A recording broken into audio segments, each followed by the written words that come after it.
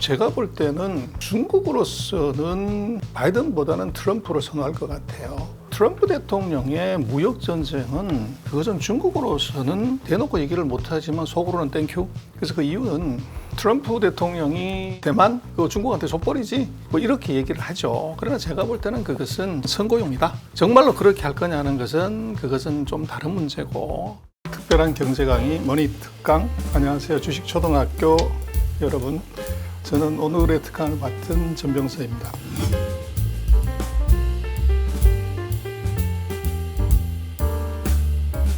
첫 번째는 타이밍이고요.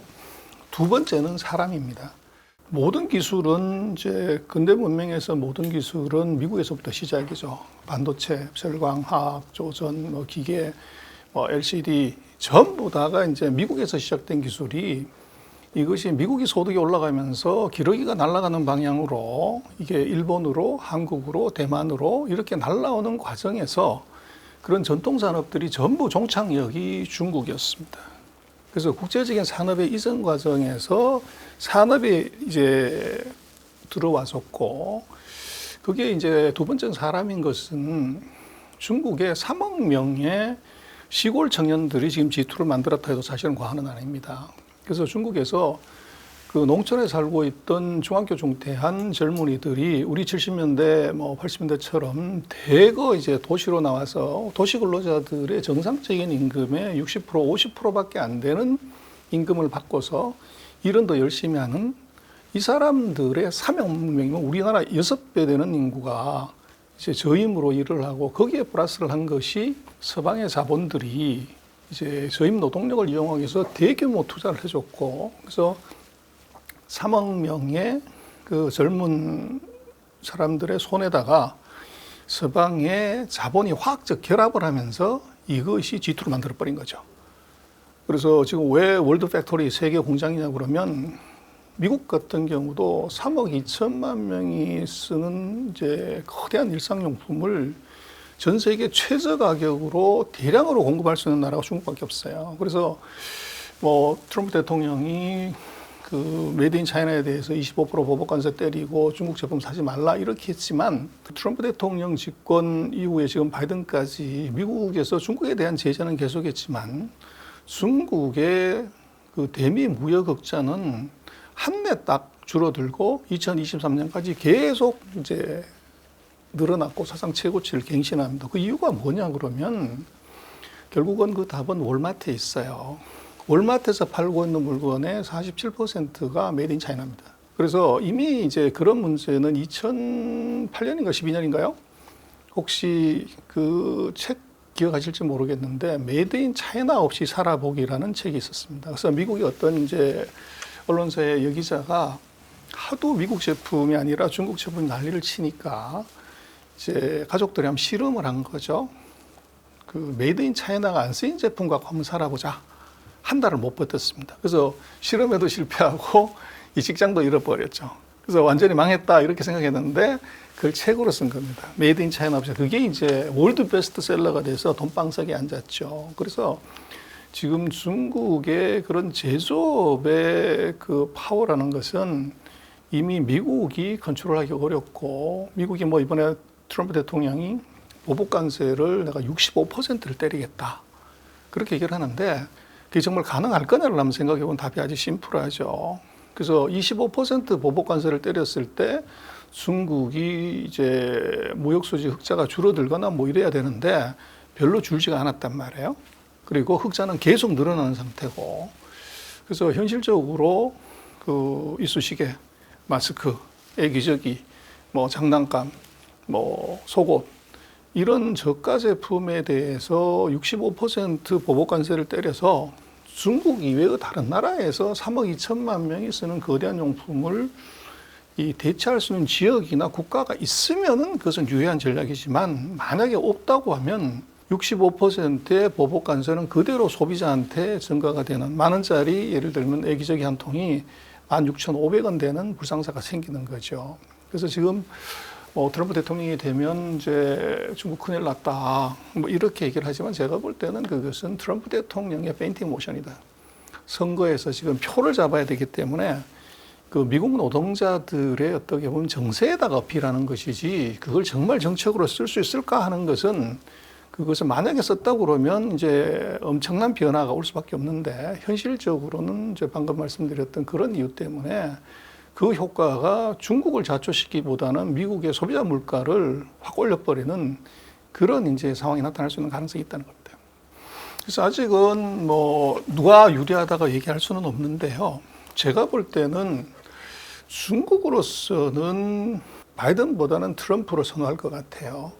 그래서 제가 볼 때는 트럼프 대통령의 무역 전쟁은 그것은 중국으로서는 이제 대놓고 얘기를 못하지만 속으로는 땡큐. 그래서 그 이유는 이미 40년 전에 뭐 제조업이 다 아시아로 가버린 미국에서 제조업을 기반으로 하는 무역으로 중국을 제재한다. 그것은 미국 내에 생산 기지가 없는데 그것이 가능하냐 이거죠. 그래서 트럼프 대통령이 뭐 2018년부터 3년 동안 이제 중국을 뭐 무역 규제 그렇게 많이 하고 규제 조치를 쏟아냈지만 그 누가 이겼냐고 그랬을 때 우리는 뭐 심정적으로는 트럼프의 완승, 시진핑의 완패 이렇게 이제 생각을 하지만 팩트는 트럼프의 완패, 시진핑의 완승이죠. 트럼프가 이겼다고 하면 대선에서 승리했겠죠. 그래서 미국 국민들의 선택은 그거 아니다 이렇게 본 거고 그래서 제가 볼 때는 트럼프의 무역 정책보다는 바이든의 반도체 기술 전쟁이 신의 한 수예요. 지금 세상은 집에 있는 모든 것, 사무실에 있는 모든 것, 공장에 있는 모든 것은 반도체가 들어가지 않으면 아무것도 할 수 없는 정말 예전에는 산업의 쌀이 철강이었지만 지금은 산업의 쌀은 반도체예요. 근데 미국은 반도체에서 기술에서 세계 최강이지만 중국은 반도체에서 기술이 최약체입니다. 그럼 싸움을 할 때 내가 잘하는 걸로 싸워야 되냐, 상대가 잘하는 걸로 싸우냐, 뭐 그 답이 간단하죠. 그래서 트럼프는 제조업에서 세계적으로 제일 강한 중국의 제조업을 갖고서 경쟁을 하다 보니까 터졌고, 바이든은 기술을 가지고서 이제 가장 약한 중국을 공격하니까 중국이 지금 뭐 겉으로는 큰 소리 치지만 속으로는 정말 애가 타들어가는 것이 첨단 반도체의 기술 장비 이것을 완전히 브로킹 당해서 이 너무너무 당황스러운 거죠. 그래서 제가 볼 때는 바이든 대통령의 그 기술 봉쇄 반도체 모든 신의 한 수다. 중국으로서는 이제 바이든 대통령의 전략이 정말 뼈아픈 이제 한 수인데 문제는 이제 트럼프 대통령이 집권했을 지금 대놓고 얘기하는 것이 바이든 대통령의 정책과는 정반대로 가는 걸 대놓고 얘기한다. IRA 폐지하겠다. 뭐 법인세? 그걸 낮춰야지 왜 올리냐. 뭐 기후협약 그런 걸 왜 하냐. 그래서 완전히 반대로 가기 때문에 이것이 어느 것이라고는 볼 수 없지만 그러나 제가 볼 때는 바이든 대통령 같은 경우는 정치인이지만 트럼프 대통령은 이 장사꾼이고 거기다 플러스해서 언론인이란 말이에요. 그래서 방송에서 이제 긴 시간 동안 이 사회자를 했고 그래서 이 여론을 읽는 어떻게 보면 감촉이 이게 너무너무 뛰어난 사람이 이게 트럼프예요. 그리고 트럼프가 보면 책을 뭐 열 몇 권 쓴 이 책의 저자이기도 하잖아요. 그래서 사람의 마음을 읽고 이것을 이제 움직이는데 아주 뛰어난 사람이고, 그래서 지금 이제 급선무는 일단 대통령이 되는 것이 중요하기 때문에 아무 말 다 쏟아내는 거죠. 표에 도움이 된다고 하면. 그래서 지금 얘기하고 있는 너무나도 과격한 그런 얘기들은 제가 볼 때는 트럼프의 페인팅 모션이다. 그래서 정작 자기가 이제 칼을 잡았을 때 그렇게 할 거냐는 것은 별개 문제라는 거죠. 그리고 또 이제 재미난 것은 트럼프 대통령이 아젠다 47이라는 이제 홈페이지를 하나 만들어서 거기다가 매일 유튜브를 하나씩 올리죠. 내가 대통령 되면 이렇게 할 거야. 그리고 이제 헤리티지 재단인가? 거기가 이제 프로젝트 2025라고 트럼프가 이제 집권하게 되면 이런 거 해야 된다는 공약이죠. 930페이지인가 되는 공약을 거기다 올려놨어요. 근데 정말 이게 상식선을 생각해 봤을 때 아직 대통령 선거도 뭐 1년 남은 상황에서 그게 내 공약을 먼저 다 깐다? 그거는 전략적으로 맞지가 않죠. 그래서 제가 볼 때는 트럼프 같은 경우에 그런 이제 아젠다 40이나 프로젝트 2025는 지금 표심을 잡기 위한 어떻게 보면 쇼일 가능성이 높고 그렇게 되면 그걸 1년 전부터 가서 얘기를 하면 바이든 쪽에서는 거기에 이제 대응하는 논리, 전략, 정책 다 만들어서 공격할 거잖아요. 트럼프가 바보가 아닌데 왜 그런 걸 하냐는 것은 결국은 그걸 보여줌으로 인해서 지지 세력들의 확장 또는 단합을 이끌어내는 정도지 막상 이제 판을 깔고 들어가서 자기가 칼을 잡았을 때는 제가 볼 때는 그것과는 완전히 다른 카드를 낼 가능성이 높아요. 그래서 트럼프가 엉뚱한 점도 있지만 제가 볼 때는 기업을 이제 운영하는 사람들은 올와 낯선 게임에 굉장히 능합니다. 근데 정치인들은 이번에 내가 당선 안 되면 넥스트를 이제 기약을 하지만 기업은 비딩 한번 들어가서 떨어지면 아무것도 안 되는 그런 문제이기 때문에 배팅에 무지 강한 거죠. 그래서 그렇게 놓고 보면 지금 트럼프 대통령의 공약이라든지 전략은 액면도로 믿으면 안 된다. 이것은 표를 찍는 부자도 한 표, 가난한 사람도 한 표지만 중국의 이제 제재나 중국에 대한 과격한 정책을 언급함으로 인해서 이 가난한 계층, 노동자 계층, 하층 계층에 이제 표를 얻는데 굉장히 유리한 상황이 오기 때문에 이제 그런 식의 발언들을 말폭탄을 마구 이제 내고 또 실제로 그것이 지지율 같은 데서 놓고 보면 먹히고 있다는 거죠. 그래서 제가 볼 때는 트럼프 대통령이 펜실바니아 대학을 나온 엘리트란 말이에요. 그래서 그런 사람이 이제 얘기하고 있는 것들은 뒤에 반드시 전략이 있고 어떻게 보면은 이제 정말로 자기가 갖고 있는 진짜 칼은 비수는 숨기고 있다. 저는 그렇게 봐야 될 거라고 봅니다. 트럼프 대통령이 뭐 최근에 보면은 그 대만 그 중국한테 족벌이지 뭐 이렇게 툭 내뱉었고 또 나토 그거 돈 안 내면 우리 철수할게. 나토 우리는 이제 더 이상 지원 안 해. 뭐 이렇게 얘기를 하죠. 그러나 제가 볼 때는 그것은 지금 트럼프가 얘기한 것은 선거용이다. 정말로 그렇게 할 거냐는 것은 그것은 좀 다른 문제고 표를 사기 위해서 아무 말 대잔치를 한 거로 보여집니다. 그래서 이제 그런 얘기는 트럼프는 뭐 조금 전에도 말씀을 드렸지만 장사꾼이에요. 이 모든 기준을 거기서 보는데 대만에 대해서 우리가 포기할 수 있다 얘기를 했을 때 미국이 얻는 이익이 뭘까를 보면 답이 아주 심플합니다. 그래서 양안 관계가 악화가 되고 이제 중국이 대만에 비행기를 날리거나 이제 미사일을 쏘게 되면 불안해진 대만이 무기를 사게 됩니다. 근데 그 무기를 누구한테 사냐면 미국한테 사는 거죠. 그래서 대만에 대한 위기감의 조성은 반대로 미국은 무기 팔아서 돈을 버는 그런 이제 도랑치고 까져잡는 효과가 있어요. 그래서 지금 이 미국이 그간 대만한테 판 무기가 890억 불 가까이 됩니다. 그리고 바이든 때도 팔았고 트럼프 때도 팔았고요. 그래서 지금 트럼프가 그렇게 얘기를 하는 것은 이것은 무기 장사로 안보 장사로 돈을 벌겠다는 얘기로 봐야 되고 이게 정말 대만을 포기할 거냐 하는 것은 그것은 법을 바꿔야 됩니다. 무슨 법이냐면 그 79년에 대만하고 이제 단교하고 중국하고 수교를 하면서 미국이 거기 아주 재미난 법을 하나 만들었어요. 그 법은 미국 법이에요. 미국에 보면 대만관계법이라는 법을 만드는데 그때는 40년 전에 아무도 그거 신경 안 썼어요. 그게 결국은 미국의 무서운 점이고 미래를 내다보는 힘인데 그 대만관계법에 뭐라고 돼 있냐면 본토가 무력으로 대만을 공격했을 때 미국은 그것을 원상으로 돌리는 노력을 한다. 이렇게 돼 있어요. 이걸 아주 완곡하게 그렇게 써놨지만 직역을 하게 되면 자동 개입조항입니다. 중국이 대만을 공격하는 순간에 미국은 자동으로 해병대가 진입하게 되는 거죠. 만약에 트럼프가 중국이 대만을 공격했을 때 아무것도 안 하고 있다?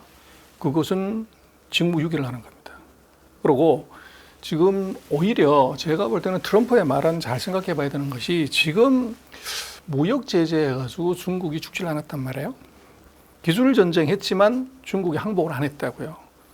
근데 미국이 지금 중국하고 비교했을 때 압도적인 우위를 갖고 있는 것은 군사력이죠. 그래서 정말로 이게 주먹으로 한 방 치면 딱 좋은데 대국이 다른 나라를 치려고 하면 명분이 확실하게 있어야 됩니다. 근데 제가 볼 때는 트럼프의 그 얘기는 오히려 중국의 도발을 유도하는 이런 전략으로 사실은 중국이 도발했을 때 미국은 이제 압도적인 군사력을 갖고 미국을 박살낼 수 있죠. 그래서 지금 경제력으로는 뭐 중국이 미국의 뭐 60%나 70%의 폼을 잡지만 군사력으로 보면 뭐 38%에서 잘 봐도 50%가 안 됩니다. 붙었다고 그러면 그건 백전백패죠. 그래서 제가 볼 때는 트럼프의 그런 얘기는 소위 말하는 강자의 유, 또 역으로 해석을 하자고 하면 한번 해볼래? 한번 해봐라. 그럼 내가 어떻게 하는지 본때를 보여줄게. 근데 그렇게 얘기를 함으로써 대만 사람들의 불안감이 안보 장사로 이어지고 이것이 무역 수지 개선에 큰 도움이 되기 때문에 그런 얘기를 하는 것 같고, 이번에 보면 대만 선거가 끝났고 거기에 이제 차잉원과 같은 이제 정당인 이 민진당의 후보가 당선이 됐어요. 그래서 이 민진당은 친미 성향이 강한 정부고, 중국에서 이제 온 국민당의 이제 후보가 이번에 패했죠. 그래서 국민당의 후보는 친중이고 민진당의 후보는 친미다, 이렇게 우리는 많이 얘기를 하는데, 그게 좀 어폐가 있는 것이, 국민당은 어떤 당입니까? 중국 공산당하고 서로 싸워가지고 거기서 원수져서 온 이제 당인데, 그 당이 이 중국하고 어떻게 보면 우호적이다? 이것 앞뒤가 맞지가 않아요.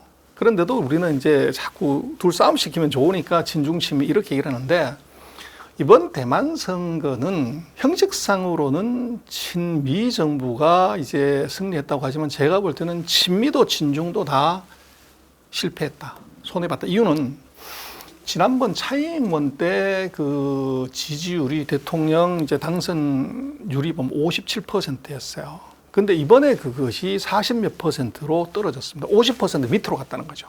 그리고 친중이라고 하는 국민당도 아마 45%인가에서 41%인가에서 마이너스가 나왔어요. 그 얘기는 대만 국민들은 친중도 친미도 다 싫다는 겁니다.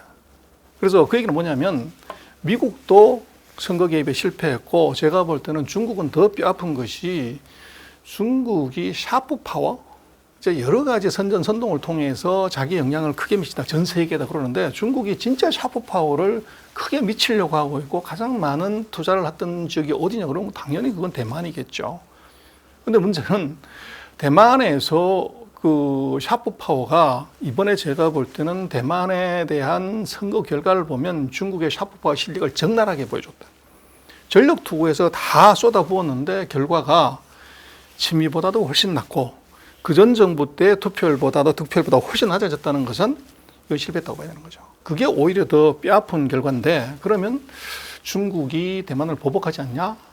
보복하겠죠. 하는데 그 전략을 보면 중국이 대만을 보복하는 방법이 네 가지가 있어요. 첫 번째는 말폭탄 쏘는 겁니다. 공포를 조장하는 거고, 두 번째는 군사력 시위를 해가지고 이제 불안감을 조성하는 것이고, 세 번째는 경제 제재를 해서 이제 아픔을 주는 거죠. 그리고 네 번째는 대만과의 외교 관계를 가진 나라들을 압박을 해서 대만과 단교를 시키는 것이 이제 전략인데, 선거 전에 첫 번째 전략 말폭탄 쐈습니다. 두 번째는 이 선거 바로 직전에 이제 위성을 쏘아 올리는데, 그것이 이제 대만 해협을 지나가게끔 했고, 거기에 군사적인 압박까지 같이 했어요.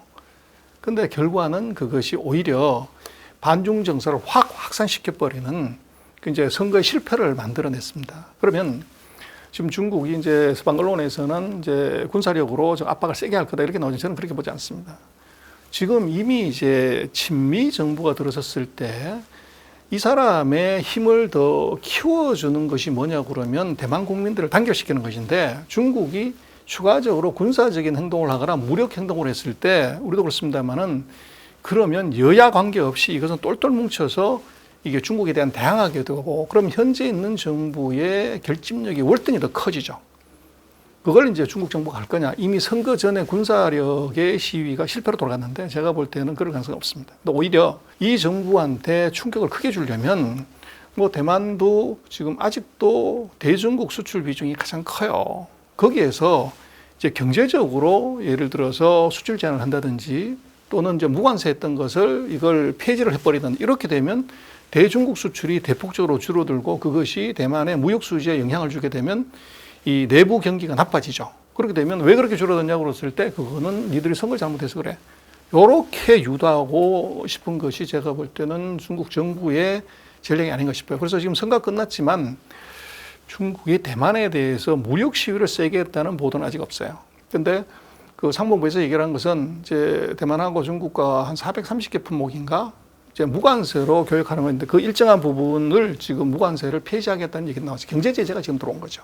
그래서 그렇게 놓고 보면 지금 대만 선거로 인해서 미중의 어떤 전략의 변화는 얘기는 많이 하고 있지만, 그 팩트를 체크해보고 안을 들여다보면 지금 있는 관계에서 크게 변하기는 어려울 것 같고 또 어떻게 보면 이제 트럼프 대통령의 그런 대만에 관한 발언들은 제가 볼 때는 정치적인 발언, 이제 정치인의 레토릭이라고 봐야지 그것이 정말로 미국의 정책의 그 진실이냐 하는 것은 다르게 봐야 된다고 봅니다.